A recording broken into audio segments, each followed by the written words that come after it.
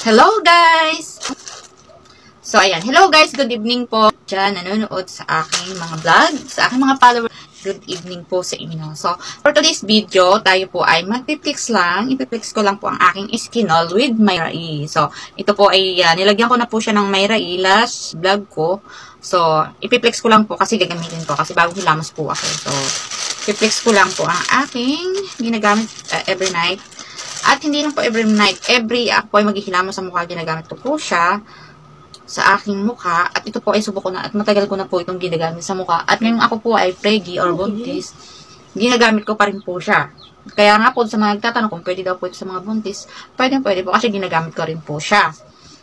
At marami na rin po akong klaseng facial na ginamitan ng Myra E, especially yung aking ano ba yan?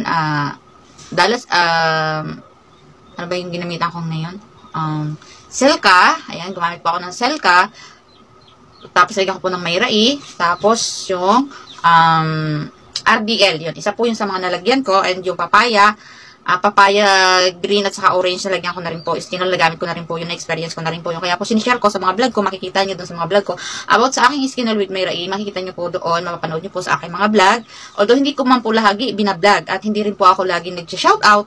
At hindi po ako laging nagre-react o nagre-review ng mga message nyo, mga comment nyo. Hindi ko nabibigyan ng reaction video, yung mga comment nyo. Na-appreciate ko po yun bilang isang content creator na nag-share po sa inyo na subok ko na po na ginagamit yung Myra E. Kasi yung iba mga nagko-comment, hindi naman po ako pumapato sa mga basher. So, opinion na nila yon.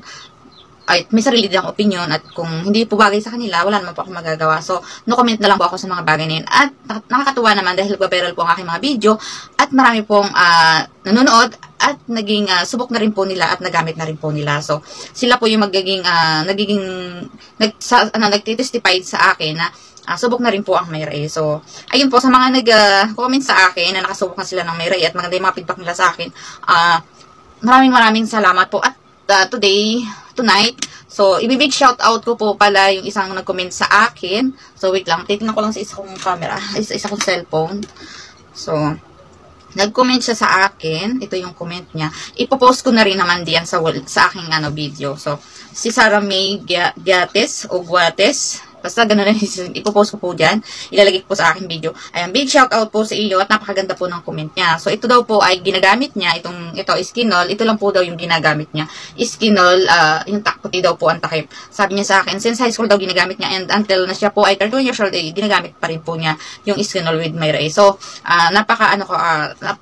masaya ako syempre dahil isa siya sa mga nagbigay ng good review at good comment sa akin, aking mga vlog. At syempre, nagpakita rin siya, talagang pinakita niya po yung props ng kanyang Skinol na talagang ginagamit niya. So, hindi lang hearsay lang ng mga niya. So, ayun, natutuwa po ako sa kanya. So, big shout out po sa iyo. Ipopost ko na lang din po. At kung hindi po ako minsan napapansin nyo, hindi ako masyadong nagbibigay ng mga reaction video about sa aking napapanood. Nakikita ko, mga basa ko na comment ninyo sa aking mga vlog about sa aking Skinol with Myra E. Na-appreciate ko po yung magagandang comment nyo doon at saka na-appreciate nyo po yung ginagawa ko. Na-appreciate ko din po kayo. Doon sa mga nagbabash naman, sinasabi nila hindi daw effective, ganyan. Nasa kanila na po yun. Opinion po nila yon. So, nakagandahan po kasi nito, hindi siya nakakapamalat sa mukha, hindi siya nakakasunog ng balat, kahit magpainit ka, hindi mangingitim yung mukha mo. So, yun po ang nakaka-blooming syempre, dahil nga po may Myra E. At doon sa mga maraming comment na, ang Myra E daw po ay iniinom. Alam ko na po, iniinom naman po talaga yung Myra E. Yun sa akin lang po, nagkaroon lang ako ng idea na, nung una na, what if ilagay ko kaya to sa Skinol? So, nung nilagay ko siya sa Skinol, so, napansin ko na malaking pagkakaiba niya, kumpara doon sa walang Myra E yung Skinol. So, hanggang sa'yo, tinuloy-tuloy ko na hanggang sa shinare ko na po sa inyo at nang nakakatuwa lang yan, ay hindi lang din po pala ako ang gumagamit niyan. So, ibig sabihin po niyan, marami na pong nakakalam niya, marami na pong gumagawa niyan. Ang pagkakaiba lang po sa akin is, na-share ko po sa inyo at na-vlog ko po. At sa mga nagko-comment sa akin,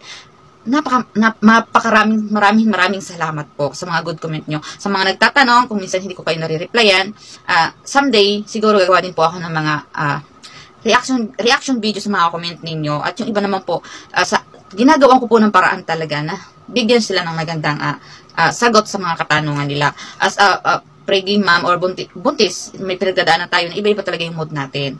So, yun lang po ang aking i-share about sa aking Skinol with Myra A. Dahil gusto ko din naman pong i-update kayo sa nangyayari sa akin. Sa mga nagko-comment din po sa akin na bakit daw hindi ko pinakita yung mukha. Kasi yung sa akin naman po kasi, ang focus ko lang naman po ay i-share yung aking ginagamit. Pero hindi naman po ibig sabihin dahil hindi nyo nakita yung mukha ko is scammer na ako, fake na ako, for the content lang. Hindi naman po for the content yun. At kung marunong kayo mag-stock sa FB page ko, makikita nyo naman po talaga yung tunay kong mukha. Hindi ko naman po kailangan itago yan. At dun sa mga nagsasabi, naglalagay daw po ako ng filter. Minsan po, ginagamitan ko po ng filter yung video ko.